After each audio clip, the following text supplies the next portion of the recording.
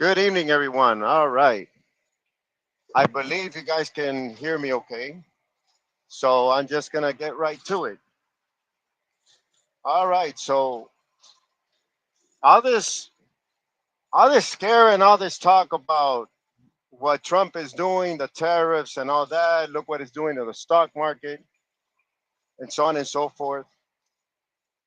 First of all, okay, I'm not an expert I don't claim to be an expert in economy or anything like that. I followed and I've heard a lot of economists and experts, etc., throughout the years, but I don't claim to be an expert. But one thing I do have is common sense. I'm going to ask all of you who are scared of what's going on with the stock market and what's scared what Trump is doing with the all that stuff.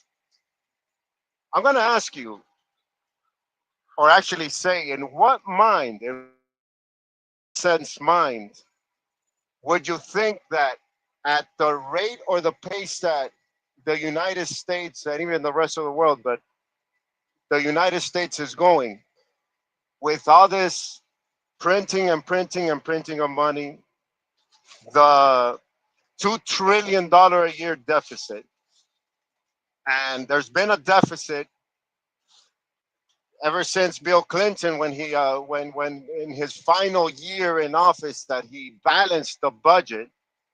And all this talk about a surplus, there wasn't a surplus. There was still a national debt back then. There might have been a surplus um, in the budget, where they were taking in more taxes maybe than what they were using. But still, there was still the national debt. If you look at the charts at the history, there was still a national debt back then of I don't know how many billions of dollars, whatever it was. Okay, so but there has been a deficit for at minimum 25 years, deficits before that, etc.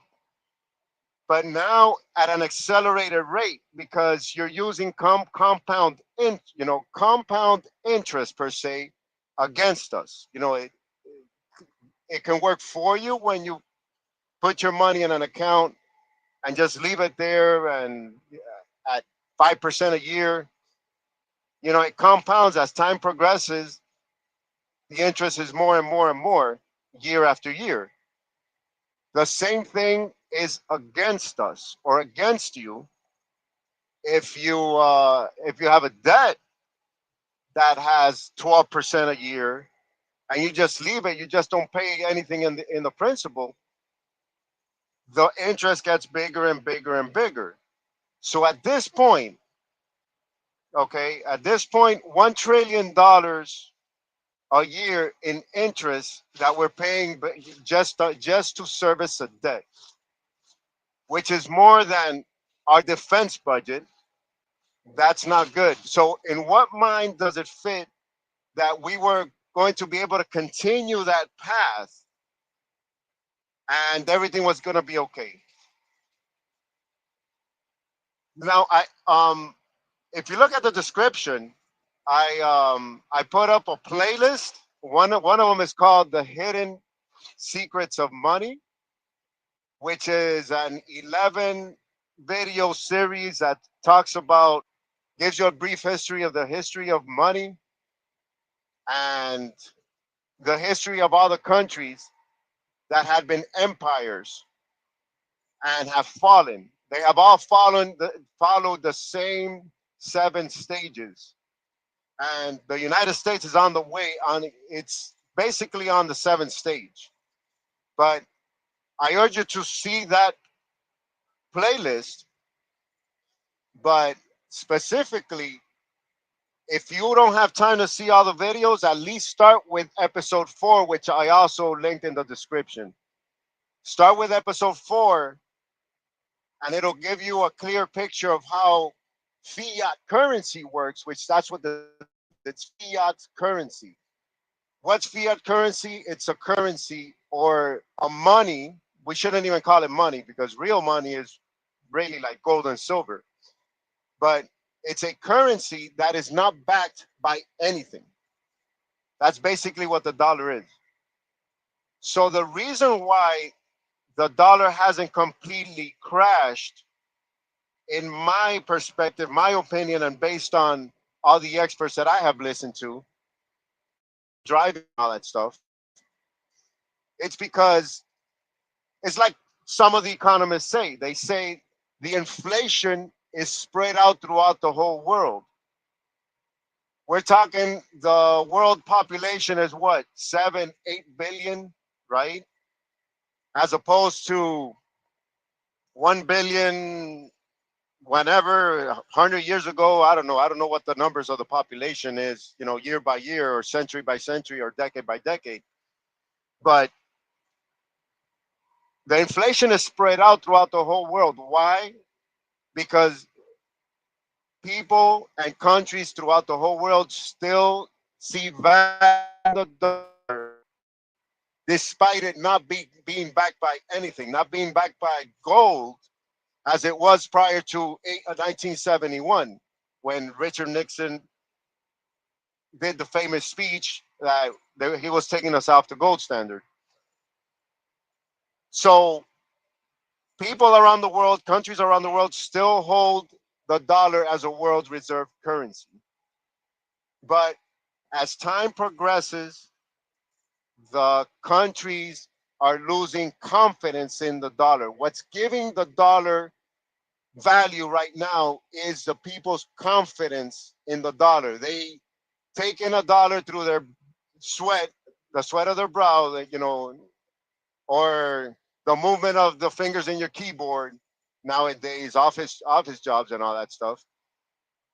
They take in that money and they have confidence, or they have faith that with that money they're going to be able to buy goods and services in the future.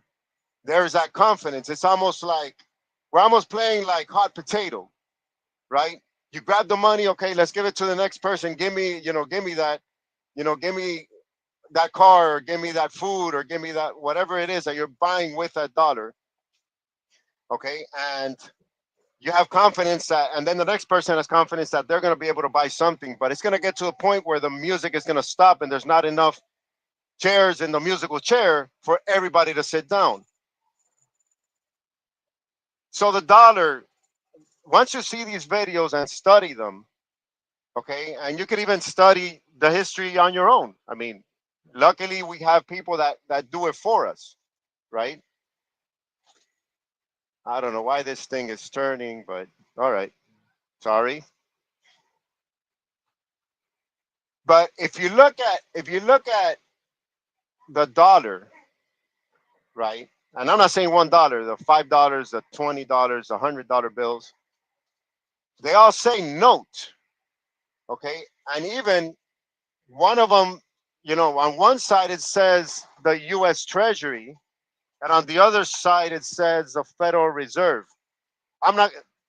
I don't have my wallet now, but take a dollar, take a currency, and you'll see it. On one side it says Treasury, on the other side it says Federal Reserve. So there's two ways of how you can claim value to that note, because what those dollars are, it's a note. What is a note? A note is a promise to pay. So what are we chasing here? We're chasing. We are chasing. Excuse me. For some reason, the this stopped charging. 1 second before my phone dies. Why is this? Why did this stop charging? Give me 1 second. 1 second. 1 second, folks. Did that work? No, it didn't work. 1 second, please. I'll be right back. I mean, I could actually keep on talking, but basically, what we're chasing is um, notes. In other words, promises to pay by the government. Through government bonds, whatever, the Federal Reserve. gives these notes to the banks, whatever. Then the banks spread out the money through loans, blah blah blah. So we're basically living a false economy. There's a reason why I'm talking about this, because we're gonna get into the stock market and the tariffs in just a minute. Okay, and again, I'm no expert, but I've got common sense. Um, so we're living a false economy based on debt, and the people around the world still have confidence in. Okay, this thing ain't charging. The people around the world still have confidence in these notes, in these bonds, right? In other words, a bond is basically a promise to pay by the U.S. Treasury. That's basically what a bond is. And then these beautiful green paper monopoly money that we chase so much are basically promises to pay from the Federal Reserve. Why is this not charging? Okay, back in business. No, I'm not. Promises to pay by the Federal Reserve. Okay. So, what's all this scare about the stock market? Okay, what's all this scare about the stock market? Um, First of all, what is a stock? A stock is basically, oh, a stock is basically, uh-oh, sorry. A stock? A stock is basically a portion of a company that you're buying. Okay, you're buying an interest on a company, right? So once it goes public, okay, now the public can buy stocks, right? So what has happened ever since the first crash or recent crash in 2008, 2009? What did Obama start to do? He started to do something called quantitative easing, which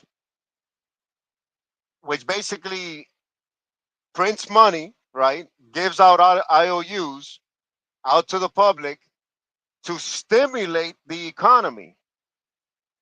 But what that does is just indebts us even more.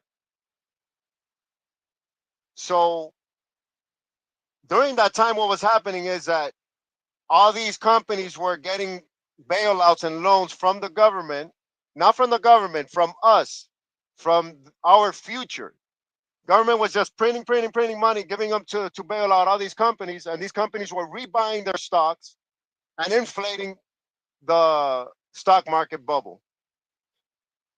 The same thing has happened, okay, ever since Obama till today, including in Trump's last term.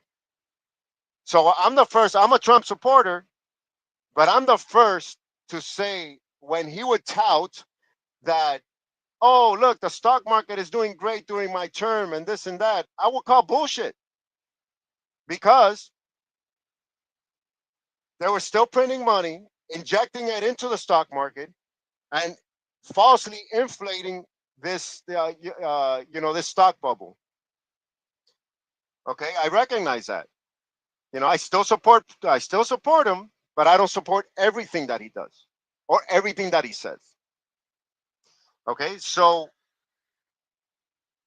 and what I'm finding out recently, there's numbers that say that the top 10%, and mind you, these are numbers that are even set by Democrats before Trump and all that stuff.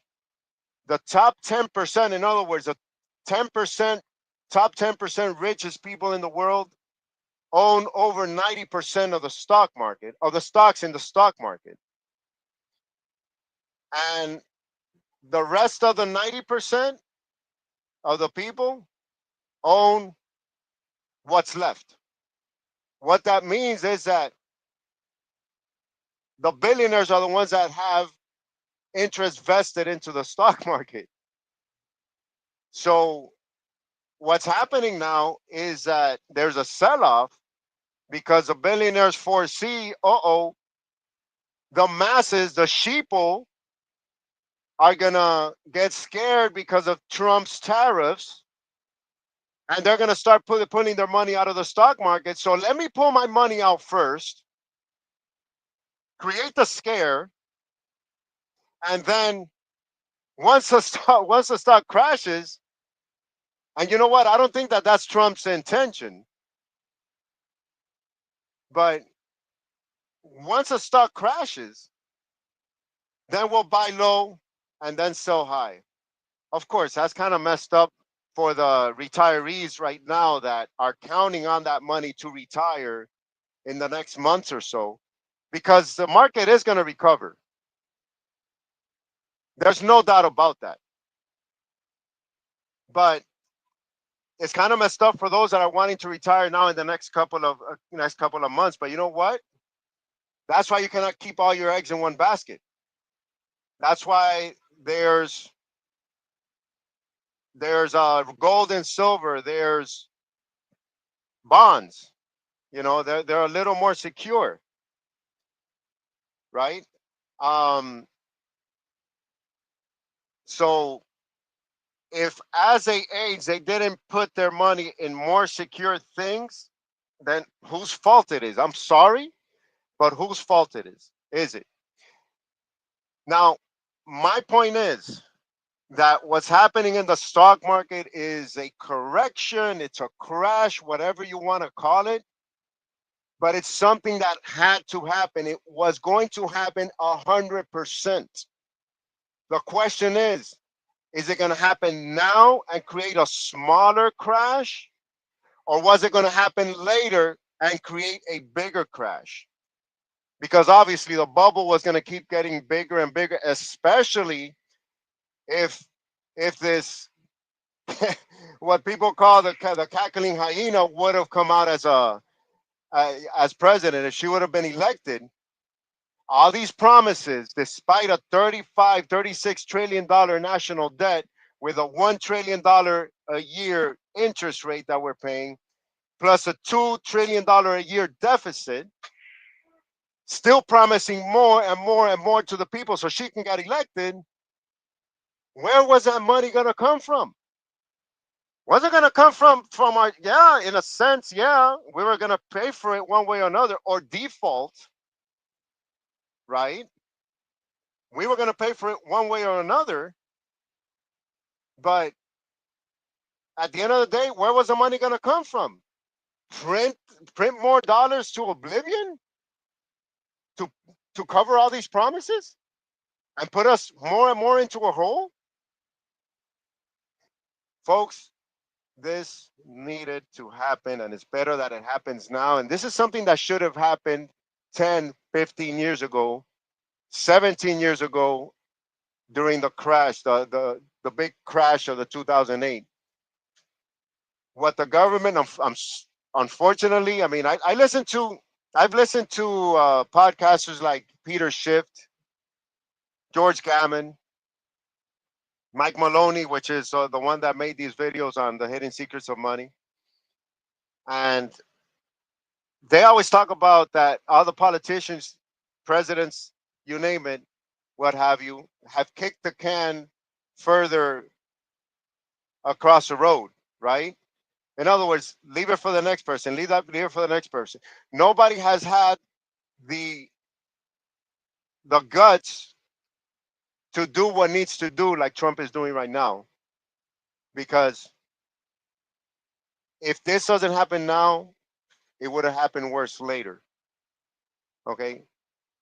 And I haven't even mentioned I mentioned deficit, the budget deficit, but I haven't mentioned the trade deficit. How is it that we were going to survive on an almost $1 trillion a year trade deficit? In other words, we're more of consumers than we are producers. We're more importers than we are exporters. So Trump laid it all out. Okay. All these people, all these Democrats talking about, oh, the tariffs, the tariffs, the tariffs. If the tariffs are so bad, then why is it that all these countries that had high tariffs against us are thriving at rates, at unbelievable rates, at an unbelievable rate? They're thriving and growing and growing and growing. If the tariffs were so bad, then why do they keep growing? And then we come and we impose a portion of the tariffs that we are being imposed. Then all of a sudden, all hell's gonna break loose. The stock market. You know who crashed the stock market? The media, the mainstream media. They're the ones that created the scare, and it was done on purpose, just to cause this, this chaos, this protest, and all that stuff. It was done on purpose. So I'm no experts, but Trump is doing something that it has never been done before. Okay, so while these Democrats are talking about, oh, it's going to cost the average American $5,000 more a year and blah blah blah. What about if the tax cuts are passed? Okay, the no tax on tips, the no tax on Social Security, no tax on overtime, which is geared towards the middle and lower class. People talk about, oh, Trump is only for the billionaires. Why would he want and discuss in his campaign trail, and even until today, that he wants to cut taxes to the middle class and the lower class, right? Makes no sense. And people said that, oh, by cutting corporate taxes, oh, you're only cutting taxes on the billionaires, on the ultra rich, and all that stuff. No, who is a, who is a group that has the most businesses in the United States? The middle class, the lower middle class, and the middle upper class. They're the ones that have the most businesses in the United States. Me, I'm trying to grow a business myself. Had it not been for Trump's tax cuts in his first terms, I would have been paying 7% more in taxes. So I'm no ultra rich. I'm no billionaire or anything like that. But you know what? My taxes went down from 28% down to 21%, 21% across the board. And I consider myself maybe middle class, middle low, I don't know, whatever I am. So I'm the little guy here is saving taxes because of Trump's tax cuts.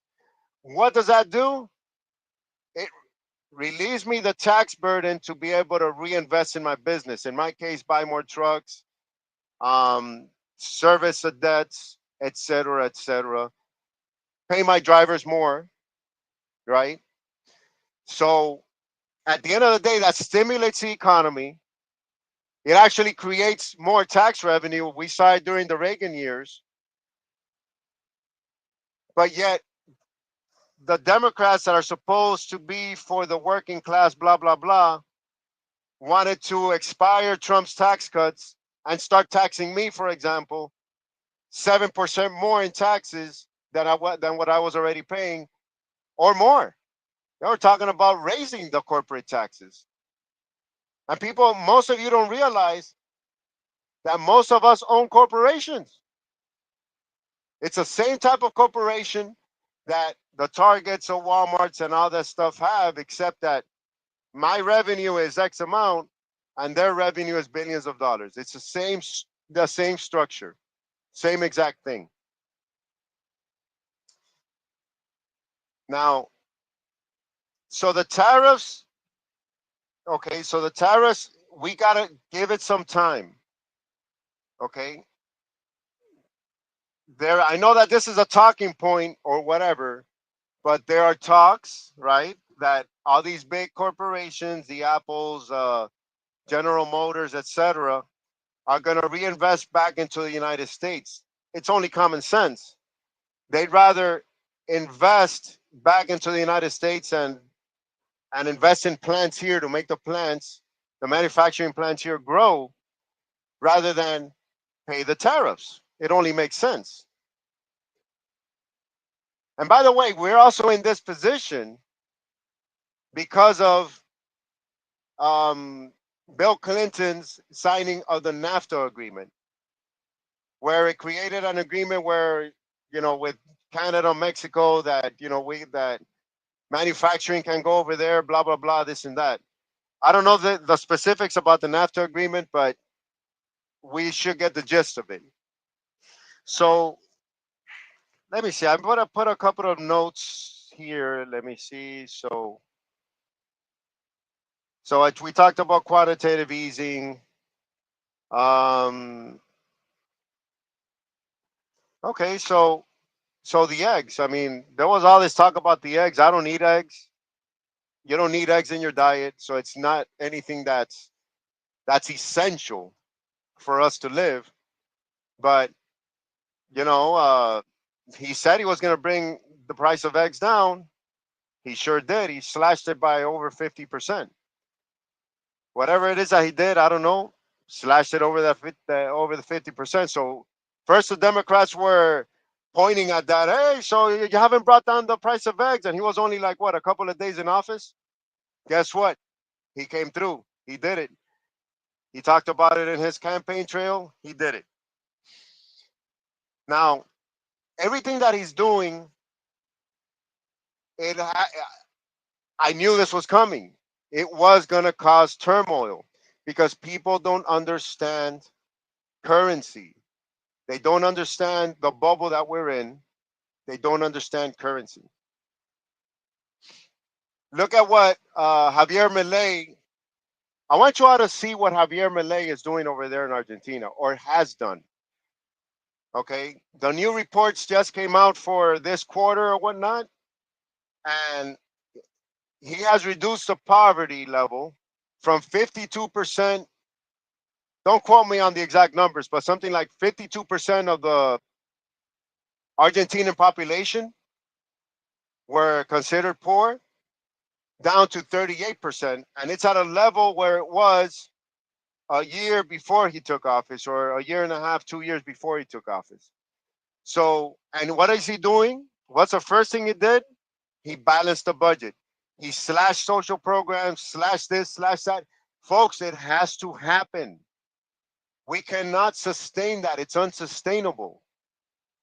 And the reason, I go back to what I was saying in the beginning, the reason why we haven't gotten to a third world country yet is because the world still has confidence in these fiat currencies called the dollar,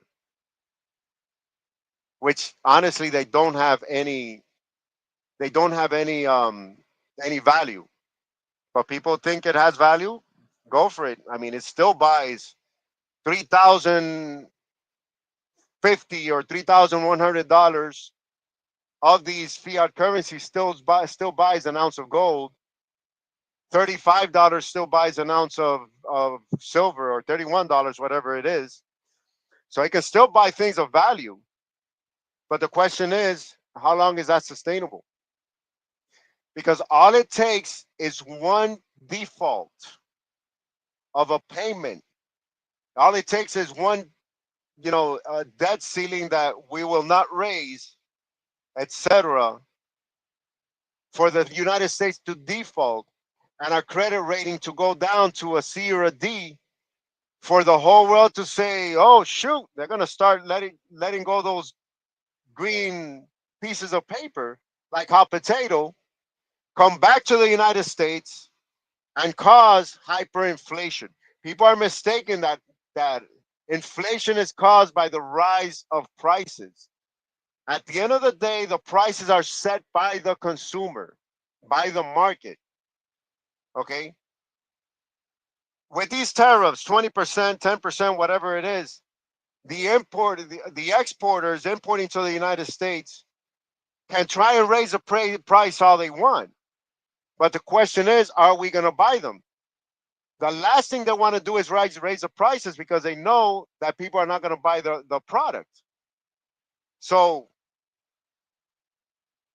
so it's not like a 20% raise in tariffs is going to increase the price of a product 20%.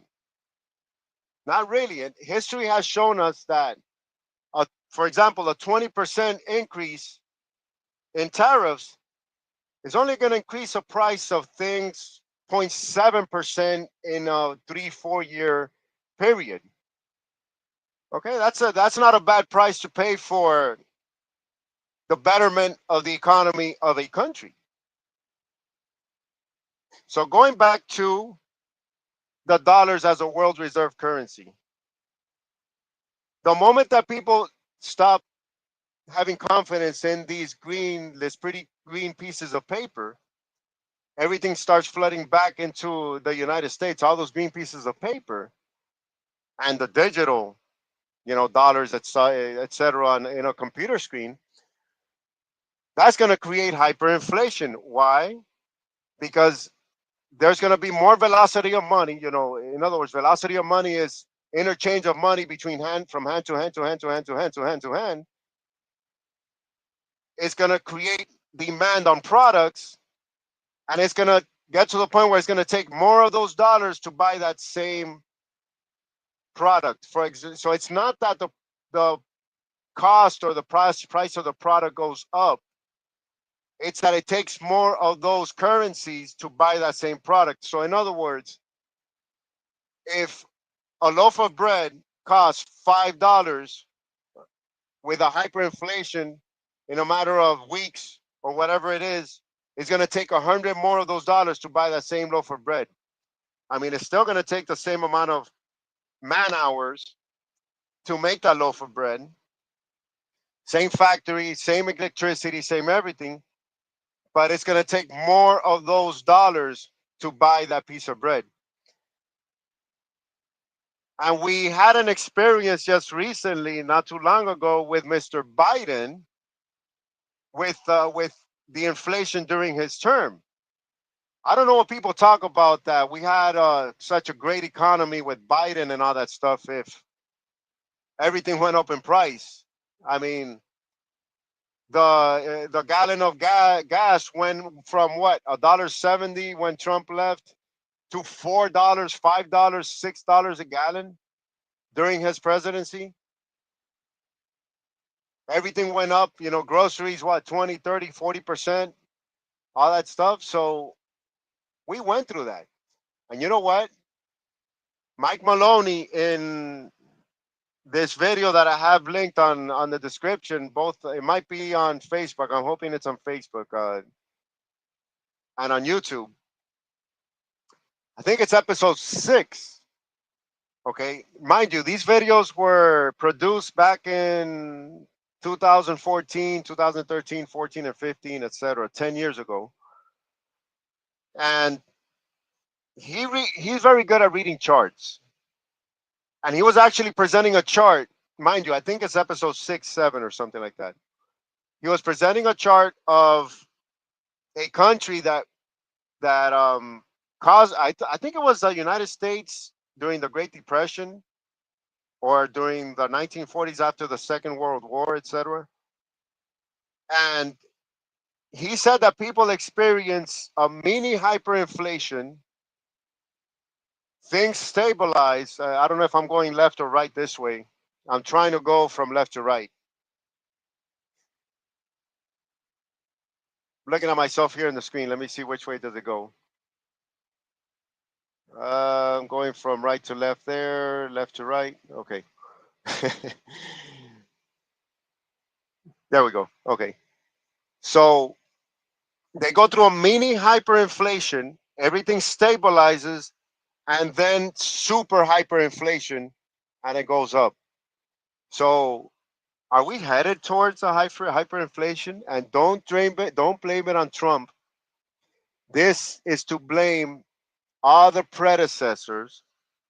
And you know what? I'm going to include Trump in his first term. Yes, I'm going to include Trump in his first term because he didn't do anything to, at least in his first term, to stop the printing of money or the national debt. Folks, printing of money is the national debt. In layman's terms, all in a nutshell. Again, I direct you to the videos that I have in the description. The national debt just kept going up and up and up. And you can argue that, oh yeah, he's one of the presidents that shot the national debt the most or whatever quantitatively.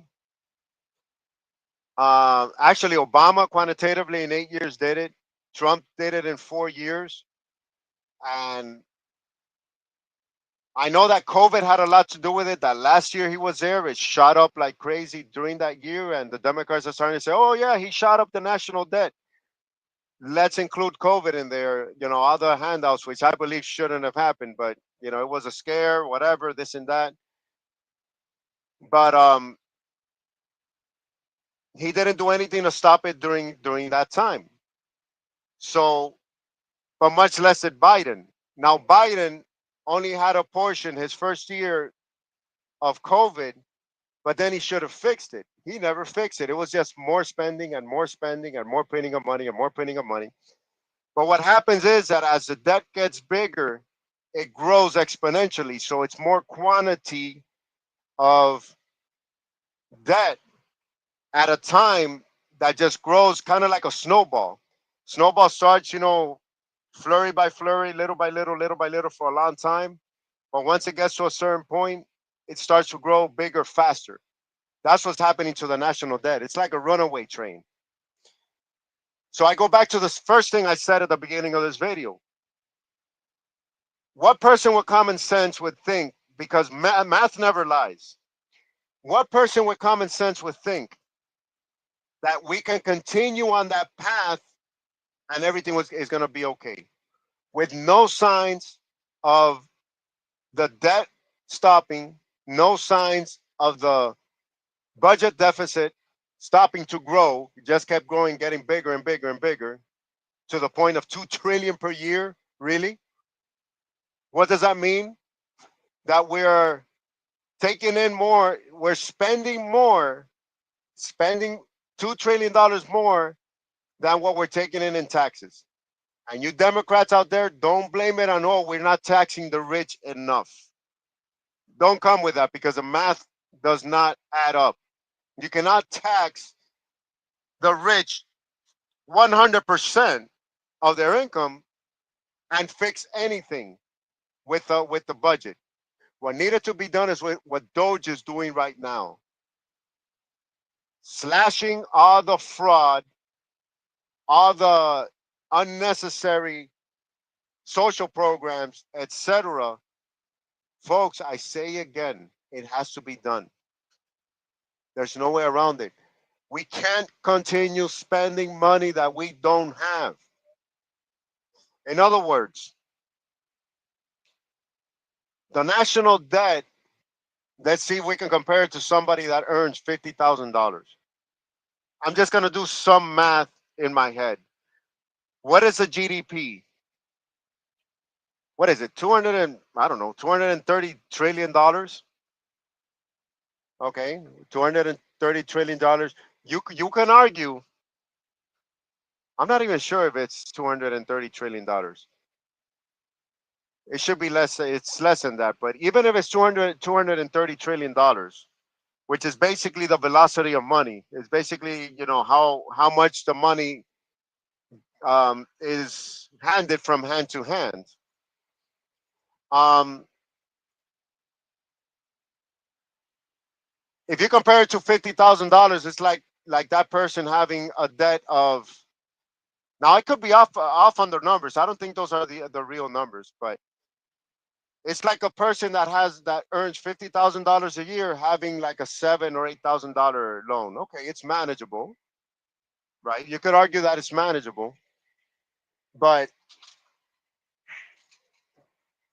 it's like a person. Hold on, it's like a person earning $50,000 a year, but spending 52,000 dollars a year, or $53,000 a year. Okay, if the math is right, I'm just throwing numbers out there. I'm just saying it's an example. If you want to take out your calculator and give me exact numbers, that would be great. Anyway, let me go ahead and take questions. I'm very bad at this. I'm not a podcaster or anything, but I'm very bad at this podcasting thing or whatever. Let me see if any of you have had any questions. Okay, so in Facebook, I have no comments. If you have any questions, please um, bring it on. Okay, and let me see. Okay, so that's Facebook. Give me 1 second. Okay, let me see if on YouTube you guys have any questions. Let's see.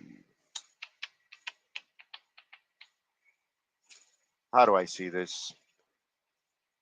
Bear with me, folks. Live. Okay, live. It's whoops.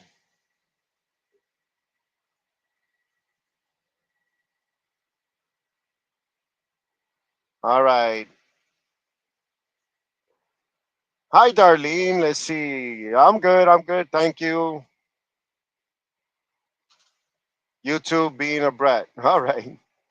Okay, so I only have Darlene. No tax on tips is a good thing, but they make it sound like it isn't. I agree it's media causing the panic with their lies.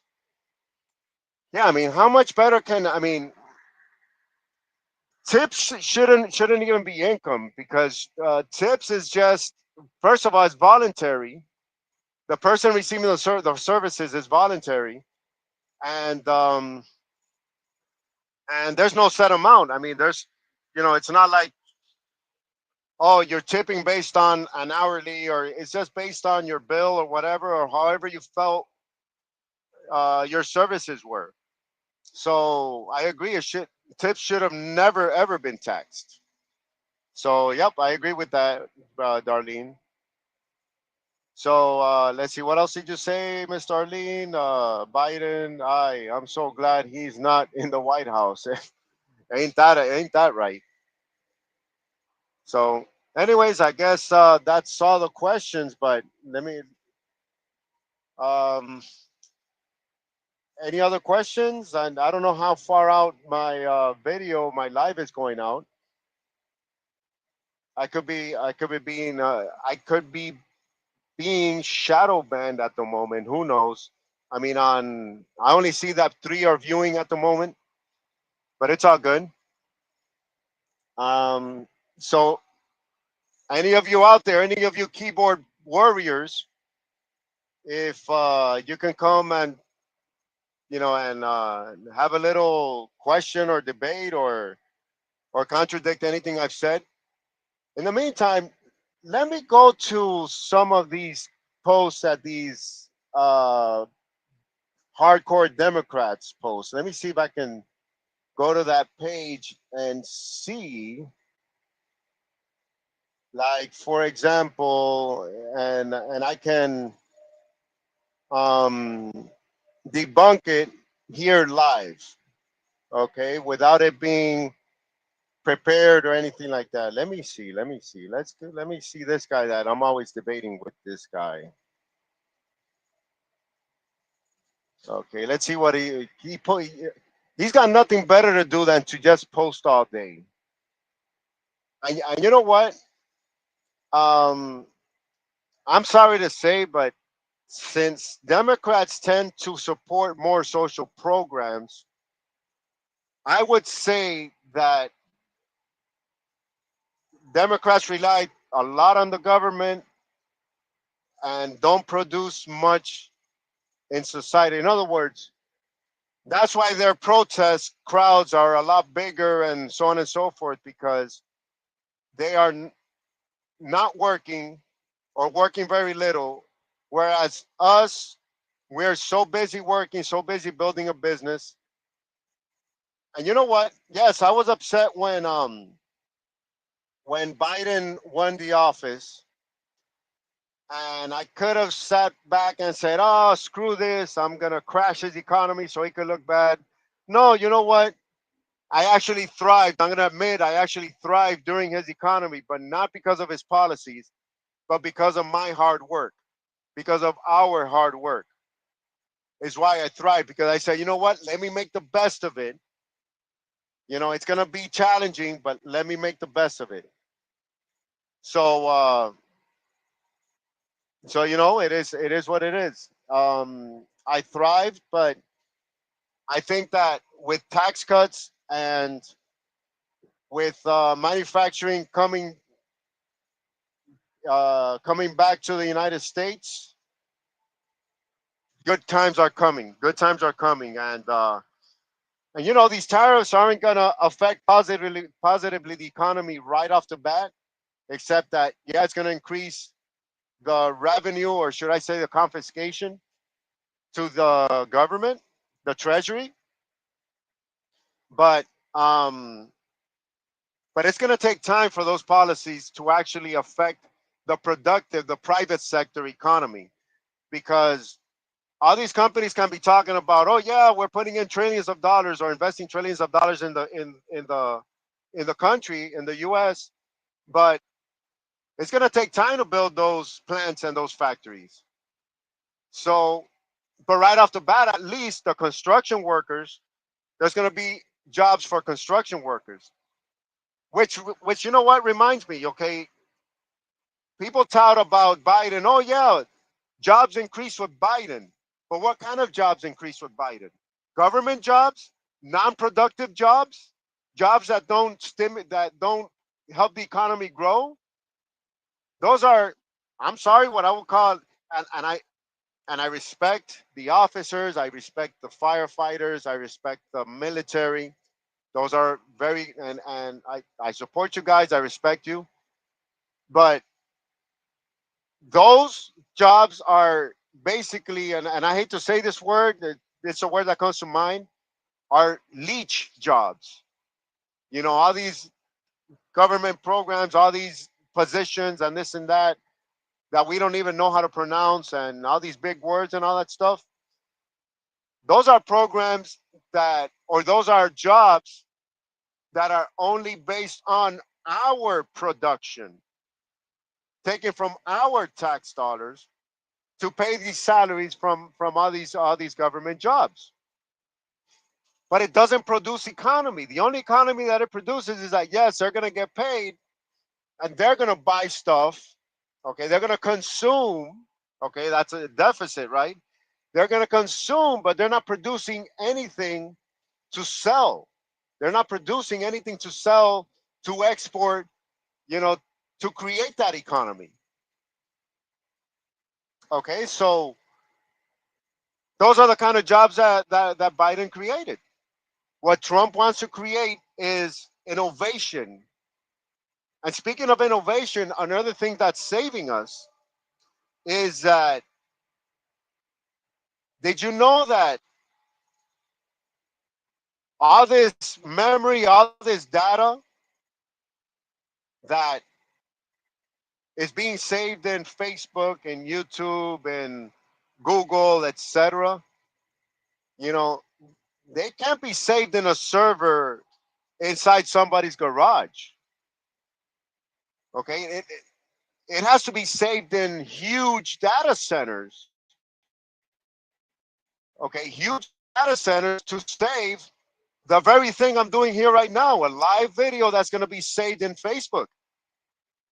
They have to be saved in huge data centers. But guess what?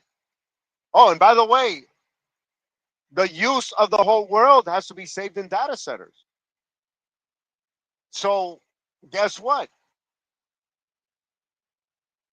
I think it's 80 or 85. I know it's a high percentage of the data centers in the world are here in the United States and are being built as we speak in the United States at a rate never seen before. In other words, we have 80%, and believe it or not, China only has 10%. India has another small percentage, etc. Japan has another small percentage. But out of all the data centers in the world, the United States has 80% of the data centers. And now with this AI, that's going to require more memory, etc. Oh my goodness. Where's all the energy? Where's all the electricity that's going to be needed to power all these data centers? Okay, so that is creating, believe it or not, that is creating economy here in the United States, and it's saving us from drowning. Honestly, had it not been for that, in my opinion, in my humble opinion, we would have been drowning. It would have been over for the United States. We would have defaulted on our loan. There wouldn't have been enough tax confiscation. I'm going to call it confiscation to um, to even pay the interest of the debt that we're trying to service, the national debt and the trade deficit debt, etc., all the bonds, whatever, in the whole world. So that's what's saving us. So, anyways, let's go to this guy that has nothing better to do but to post stupid things on Facebook. Okay, so he put something like, for all, quote, for all the new manufacturing cheerleaders, the Biden COVID recovery was the first time since the 1960s that manufacturing jobs actually gained ground out of a recession. It was the strongest manufacturing recovery since the 50s, thanks to the industrial policy that Trump is now dismantling. This was by Crystal Ball, Occupy Democrats. Okay, this is just a word salad, or okay, they put up a chart. Okay, but we go back to the same thing. How much printing of money did it take to stimulate that? Which, in the short term, in the short sight, it will stimulate, the economy or whatever. But in the long term, it will hurt us. In other words, as long as we're able to service the debt and not be able to and not um, default on the loans and the bonds spread out throughout the whole world, we can probably get away with continued printing of money. But until when? I go back to the same thing. There has to be turmoil. There has to be a little storm that we need to go through for for this to be fixed, especially if it's done in such a drastic way. Let's weather the storm now to prevent a climate catastrophe, tsunami, hurricane, tornadoes, typhoon type thing later. Okay, let's go through a little bit of pain now than torture later on. Okay, with all this thing about bricks and all that stuff, I know it's been, you know, a decade and a half. They've been talking about bricks and this and that, but they've already come off the dollar standard. And we're talking about respectable size economies that are trying to get off the dollar standard, the dollar reserve standard, and it's happening, which is probably part of the problem of the reason why we had inflation, during the Biden administration, to his defense, on top of the printing of money. Again, go back to the same thing. That is inflation. Inflation is basically an increase in the money supply, a faster increase in the money supply versus increase in production, increase in GDP. So if the money supply is going up 10, 15% and GDP is only going up 3% a year, that's a big problem. Anyway, let's see what else he puts up. Let's see, stupid crap about Titanic, whatever, Trump and Putin. Guys, gals, you have to be diplomatic as a president. You can't do stupid. You can't be stupid, you know. And at the end of the day, whether what Trump is doing is a right thing, the wrong thing, a mistake, or whatever, at least he's doing something. At least he's out there talking to the media, etc. Our predecessor, what did he do? He would go read a speech out of a paper, and when the reporters wanted to ask him questions, he would turn around rudely and leave everybody with their, with the words in their mouth. That's what he would do. Trump, he confronts. Oh, okay, what's the next question? Next question, and he confronts a question right then and there. He's, you know, he's having interviews. He's podcasting. We didn't see this with Biden. He was freaking hiding behind. I don't know how the heck can people say that Biden had, that he was such a great president. Come on, guys. and gals, please. Okay, so here we have Michelle Obama holding a holding a shirt that says you can't fix stupid, but the hats sure make it easy to identify. Must be talking about the MAGA hats or whatever. Yeah, look at my hat on my profile picture. I don't care what they say. I think they're the ones being stupid, uh, supporting supporting more printing of money, supporting more loans, etc., to cover more social programs, etc., this and that. By the way, okay, people don't understand that by manufact a lot of these economists, left wing economists, don't take into consideration the human nature factor. They do all this math on paper. Oh yeah, Trump tariffs is going to raise prices. It's going to create this inflation and this and that. But they're not taking into consideration the jobs that it's going to create. There'll be surplus of jobs, less competition for jobs means more supply of jobs, less demand, prices. In other words, when I say prices are going to go down, because when supply goes up, demand goes down, prices go down. But in this case, um, the people in the workforce looking for jobs are going to have more jobs to choose from. Therefore, the manufacturers are going to want to fill those positions, and there's going to be competition. So the salaries are going to go up. So in other words, the salaries are going to go up. The hourly wages, the wages are going to go up. That's the word I was looking for, etc. So they're not taking that into account. So by the wages going up, tax revenue will also go up, stimulate the economy, more tax revenue, tariffs coming in, tax revenue, um, businesses growing and thriving. In my case, I can buy more trucks, uh, put more drivers. Those drivers are going to pay more taxes. I'm going to be able to pay them better, etc. Stimulate the economy. Things are going to go up. The human nature factor is what they're not taking into account. So anyway, so I don't know what they're talking about. I don't know who's the one being stupid, folks.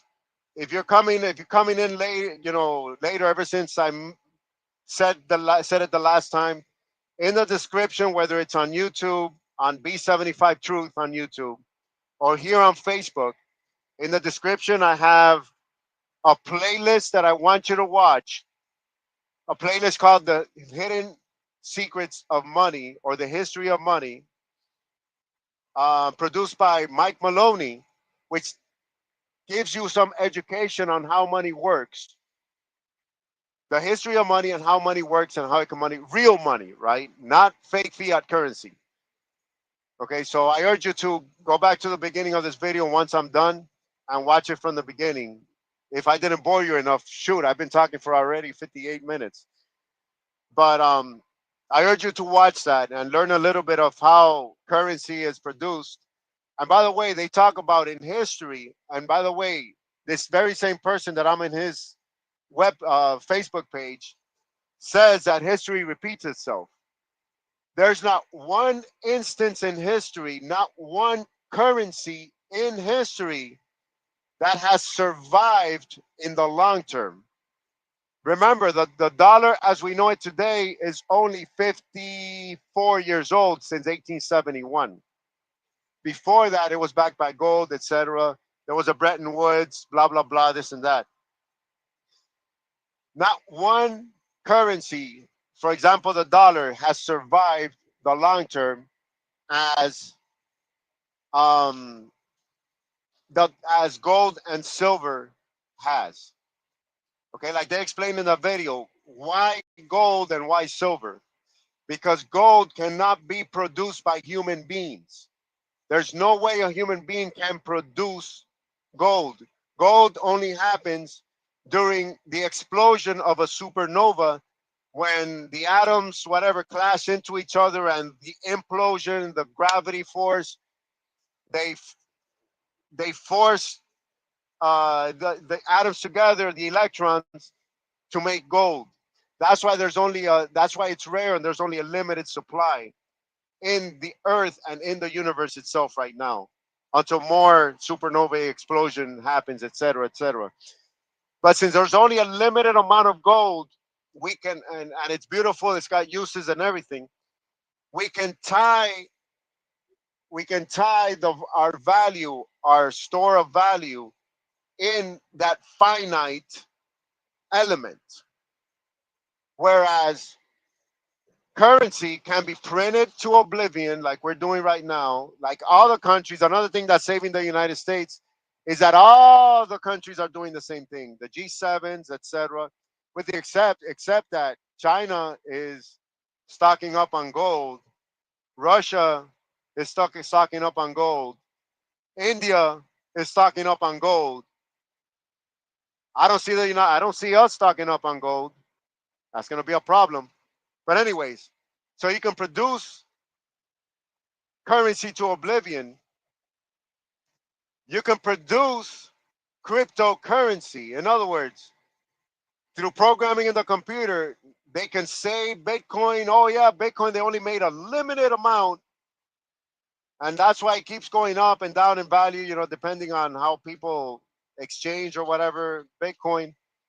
But still, there's all these different cryptocurrencies, but there's only one gold. There's only one silver. There's only one bronze, copper, other precious metals. We can't make that. That is why it is the ultimate money. So went off kind of like on a tangent, but there was probably a point on what I wanted to make here. But anyways, so 9-0 SCOTUS migrants must get due process. I don't know. I mean, if you came here illegally and it's already proven that you're here illegally, you broke the law, etc.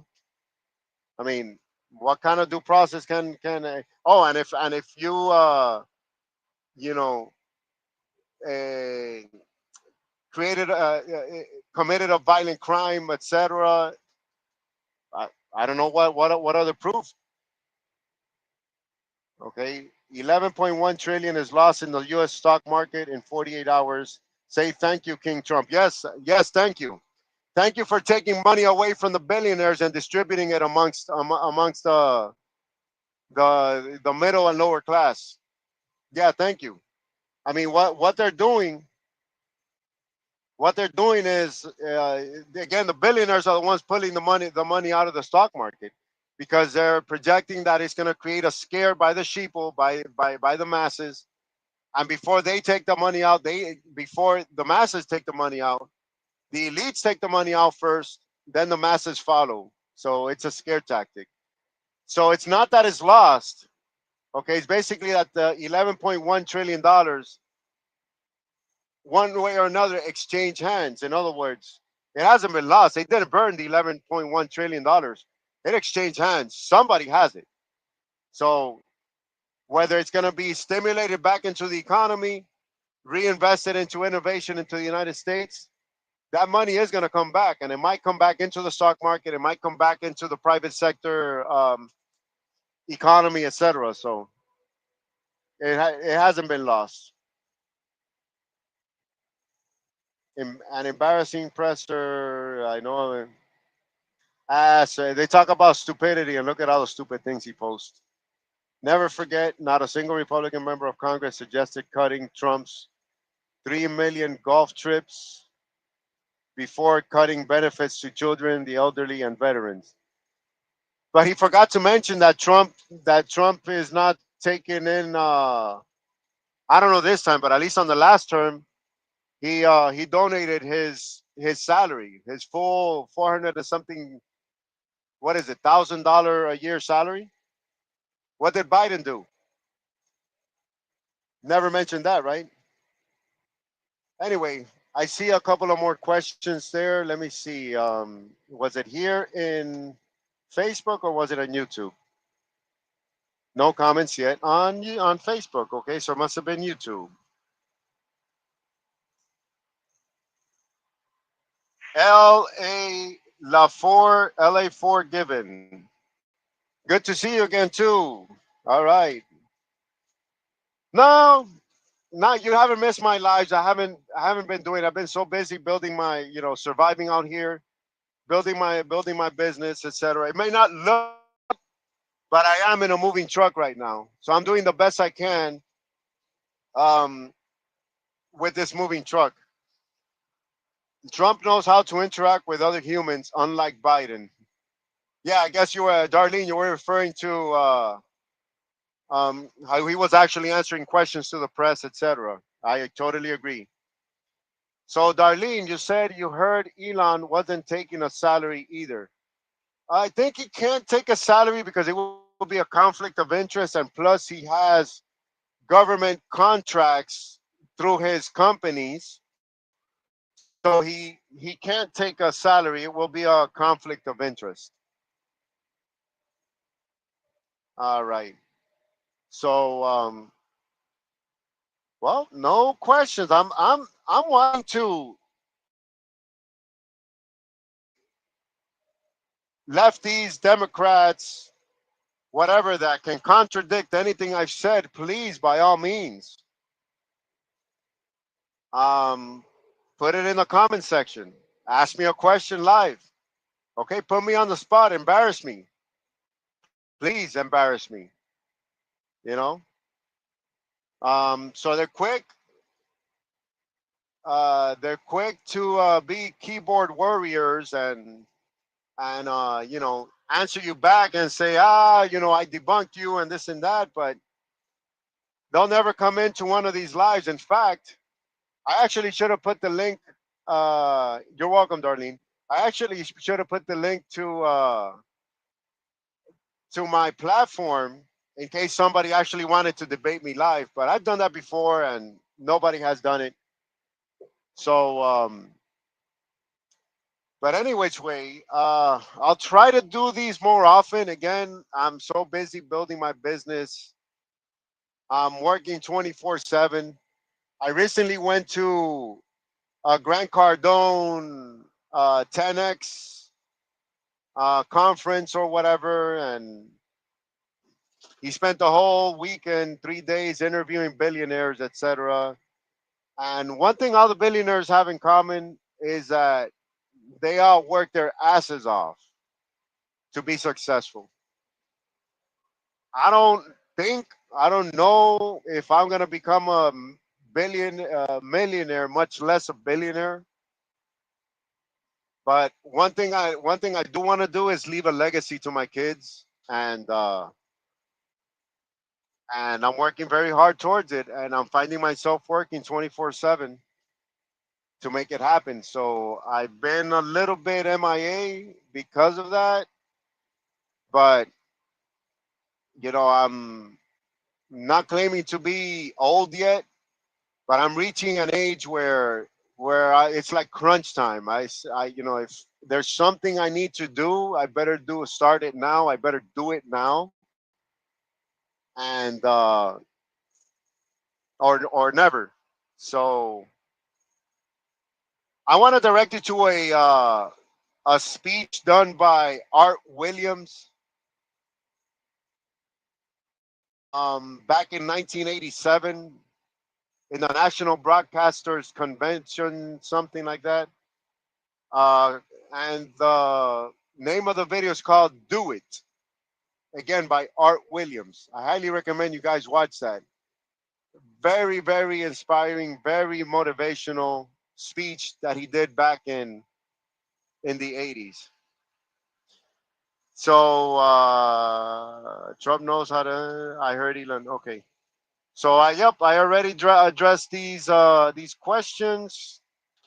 With that said, I've been on for rambling here for an hour and 10 minutes. I hope that I bored you enough for you to stomach me for an hour and 10 minutes. Just kidding.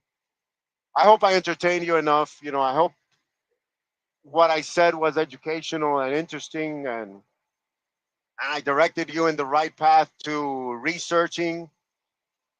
So that's all I say. Look at both sides and research and come to your own conclusions. Don't just, that's what I see all these Democrats doing. They don't actually hear, for example, that Trump, I used to I used to try to stomach Biden's um, speeches and stuff just to hear it directly from the horse's mouth. Um, so I see all these Democrats posting things and taking Trump's what Trump says out of context because they listen to other talking heads and not come to their own conclusions. All I ask is do your own research, come to your own conclusions. So with that said, love you all, even all you haters, etc. Um, catch you on the next one, okay? So you all take care, be safe out there, and I can't say that I'm gonna. You know what? I'm gonna try to do a Spanish one tomorrow. I'll be on in Spanish, for Spanish. Oh no, not tomorrow. Tomorrow's payroll. I'll try. I'll try. I'll shoot for Thursday. Thursday in Spanish. El jueves en español. All right. Good night, everyone. Have a good one and be safe out there. I wish I can stay for longer. I can continue going on for more, but catch you on the next one. Bye now.